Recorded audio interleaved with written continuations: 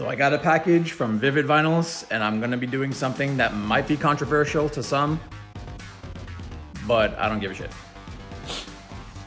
So what I got here today is about 5 feet of Vvivid Vinyls, dry apply tint. And this is going on my headlights. See, this is Vvivid Premium Series. So to install the film, you're going to need a squeegee. You're going to need some kind of razor knife. I bought my film directly from the Vvivid website. It was 5 feet of film for $25 shipped. I should have went ahead and just ordered 2 kits off of Amazon. I would have got 3 more feet of film. Plus I would have gotten 2 squeegees and 4 felt replacement tips. So it's definitely just a better value to order 2 kits off of Amazon. So you have to prep the light. Start by cleaning it, which I did off camera already.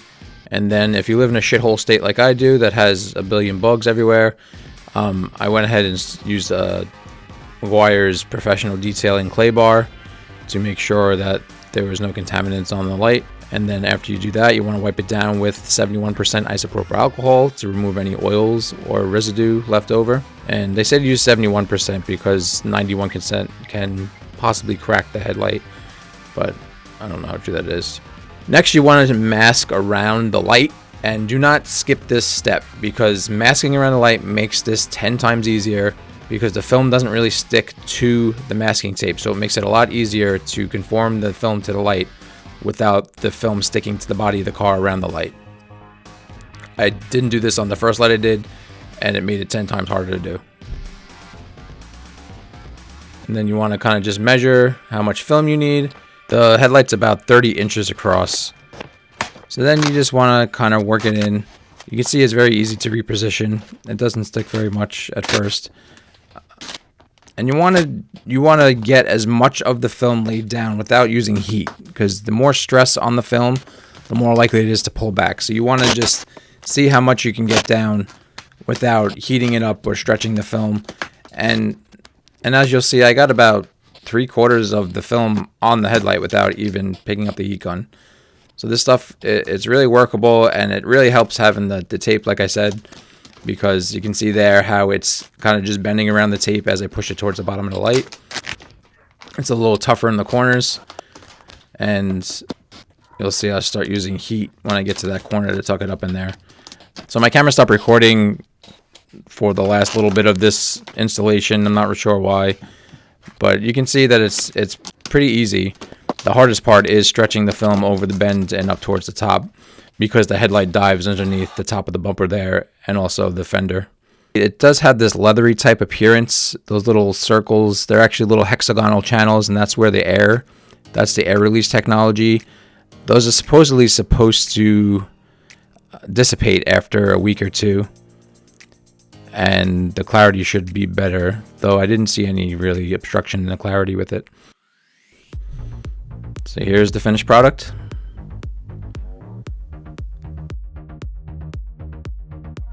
I think it looks pretty good with the color. So I did the passenger side first, and as you can see, it came out pretty good, but there's some fingers at the top there. There's a couple. They're not really visible, but I know they're there, so it does bother me. But with the masking tape, and after I did the first one, the other side came out perfect. I had no problems whatsoever. I got everything very smooth. There's no fingers, no bubbles, nothing. So it came out pretty good. And here's some footage at night, what it looks like with the headlights on.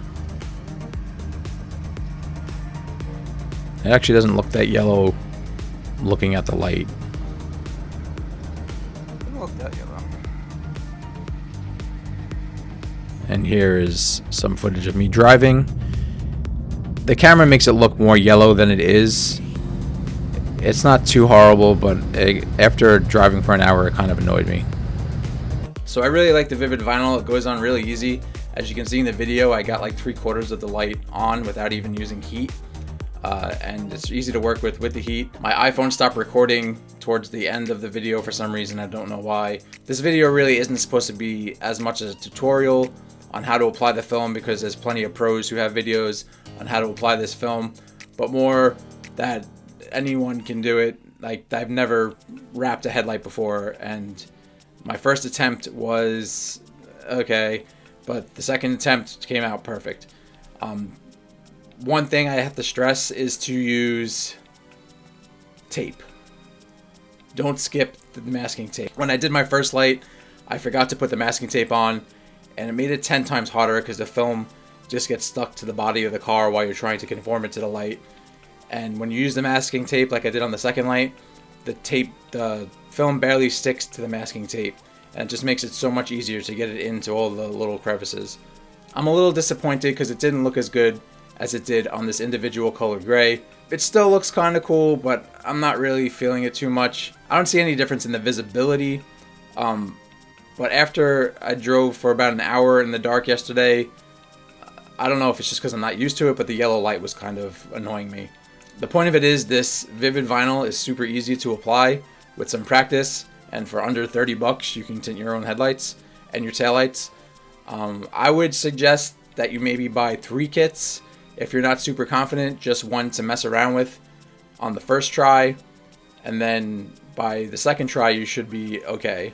I'd also suggest that you buy the squeegee with the felt tip, as it's easier to drag across the film. Using just the plastic of the squeegee was kind of hard to slide it. If you don't have a heat gun, you can use a hairdryer, but it's probably not going to work as well. So I'd go ahead and spend 20 bucks on a heat gun. So final thought on the yellow film. I kind of like it on this color, and I kind of don't at the same time. It's just like I look at it sometimes and I'm like, oh, it looks pretty cool, and then I look at it another time and I'm like, I don't really like it. I think it looks better on that individual gray color or maybe a lighter color car, because there's less contrast. Maybe it's just too dramatic of a contrast. I don't think I'm gonna leave it on. I'm probably gonna go with their light smoke, and as long as that doesn't affect the brightness of the lights too much, I'll probably stay with the light smoke. So I'm gonna try that out.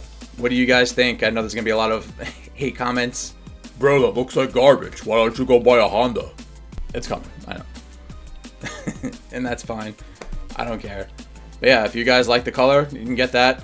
If you want to try the tint, you can get that. Like I said, the film's really easy to put on.